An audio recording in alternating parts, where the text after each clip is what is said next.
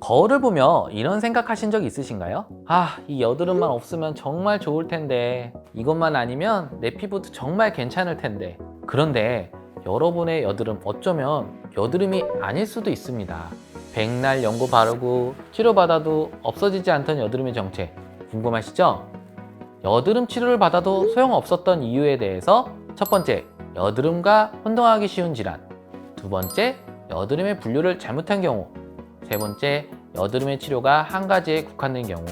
이렇게 세 가지로 나눠 설명드리도록 하겠습니다. 안녕하세요. 피부를 연구하고 피부에 감동하는 김동아 피부과 의사입니다.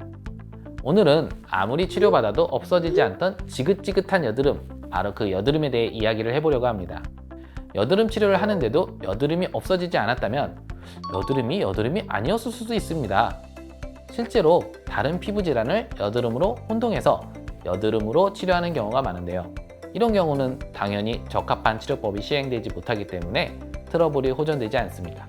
그리고 내 피부의 트러블이 여드름이라 하더라도 그 여드름의 분류를 제대로 구분하지 못한 경우에도 적절한 치료를 하지 못해 호전되지 못하곤 하는데요.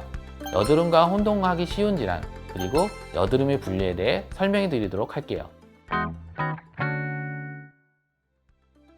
여드름과 혼동하기 쉬운 질환은 크게 두 가지로 나눠 볼 수 있습니다. 그중 하나인 모낭충증은 모낭진드기라고 불리기도 하는데 여러 가지의 임상 양상을 보입니다. 코나 코 주변에 홍반성 구진, 농포를 보이는 주사형이 있고, 입술 주위에 작은 구진이 발생하고 여성에게 흔히 발생하는 입술 주위염, 피부 위생이 잘 지켜지지 않는 경우에 흔히 발생하며 건조와 발적, 인설이 관찰되는 비강진형 모낭충증이 있습니다. 그리고 마지막으로 안면부에 염증이 심한 홍반성 구진과 농포를 보이는 여드름형이 있는데요. 바로 이 여드름형이 우리가 주로 여드름과 혼동하는 모낭충증입니다. 주사, 로사세아 역시 여드름과 혼동하기 쉬운 피부 질환인데요. 뺨이나 코, 입술 중 얼굴 중앙 부위에 안면 홍조, 혈관 확장, 그리고 1cm 미만의 융기된 피부 병변과 농포, 부종 등이 관찰된다는 특징을 갖고 있습니다.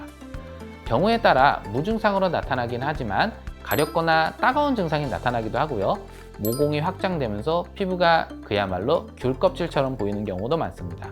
원인이 다양하고 20, 30대의 젊은 여성에게 주로 발생하며 안면 홍조의 원인이 되기도 하고 민감성 피부, 알레르기, 지루피부염, 여드름 등 다양한 임상 증상으로 나타나 진단과 치료가 어렵습니다. 모낭충증의 경우 5개 이상의 구진이나 농포를 포메도 익스트랙터로 짜내서 현미경으로 검사하는데요. 이 표본에서 10마리 이상의 모낭충이 발견되면 모낭충증으로 진단할 수 있습니다. 모낭충증으로 확진되면 1% 이버맥틴 크림인 수란트라를 도포하거나 롱포스 레이저로 모낭의 먹이가 되는 피지를 말리고 모낭충을 사멸하는 클라리티2의 꽈트로토닉 및 이너리프트 테크닉을 시행해서 치료하기도 합니다. 이 외에도 경우에 따라서 먹는약 등을 병행해서 사용할 수 있으나 주의할 점은 국소스테로이드를 장기간 사용하면 오히려 모낭충증을 악화시킬 수 있기 때문에 스테로이드 제제 사용은 가급적 수일 내로 종료하는 것이 바람직합니다.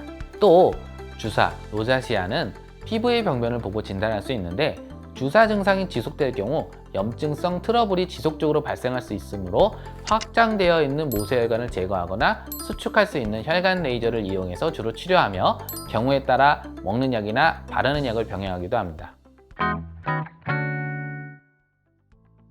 여드름이라고 해서 모두가 똑같은 치료를 필요하는 것은 아닙니다. 여드름이 생기는 이유는 크게 피지가 과다해서 생긴 경우와 피부 장벽이 손상되어 생기는 경우로 나눠볼 수 있습니다. 피지가 과다해서 여드름이 생겼다면 이럴 땐 피지 제거술이나 피부 스케일링, PDT 등의 시술 등을 하는 것이 바람직합니다. 하지만 피부 장벽이 손상되어 생기는 민감성 여드름이라면 이야기는 완전히 달라집니다. 민감성 피부일 때는 피부 자극으로 인한 보상 반응으로 피부가 올라오는 메커니즘이기 때문에 무작정 피부에 자극을 가하여 여드름을 치료하는 것이 아니라 피부 장벽을 회복할 수 있는 치료가 진행되어야 합니다. 무차별적인 피지 제거술은 오히려 피부 장벽을 더 파괴시키면서 피지 분비가 더 왕성해지는 악순환으로 이어질 수 있어요. 따라서 이럴 때는 LDN 초음파 특수관리처럼 피부의 보습력을 높여줄 수 있는 피부 장벽 치료를 우선적으로 시행해야 합니다. 여드름에 대해 제대로 진단했고 정확한 치료를 했다 하더라도 한 가지 방법만 고집했다면 일정 시기 기점으로 여드름의 호전이 더뎌질 수 있습니다. 여드름이라는 것은 한 가지 방법만으로는 회복하기 어려운 질환입니다. 먹는 약, 바르는 약, 레이저 등 다양한 치료를 병행해서 진행해야 하고 생활 습관 개선도 함께 이루어져야 비로소 안전한 치료가 진행될 수 있습니다. 특히 생활 습관이 불건전할 경우에는 여드름 치료에 대한 신체 반응이 적어지고 재발률이 높아지는 경향을 보이기 때문에 식습관, 수면 습관, 화장품 사용, 흡연이나 음주, 그리고 세안 습관 등을 점검해서 여드름의 생성이나 악화의 원인이 될 수 있는 그런 생활 습관을 교정할 필요가 있습니다.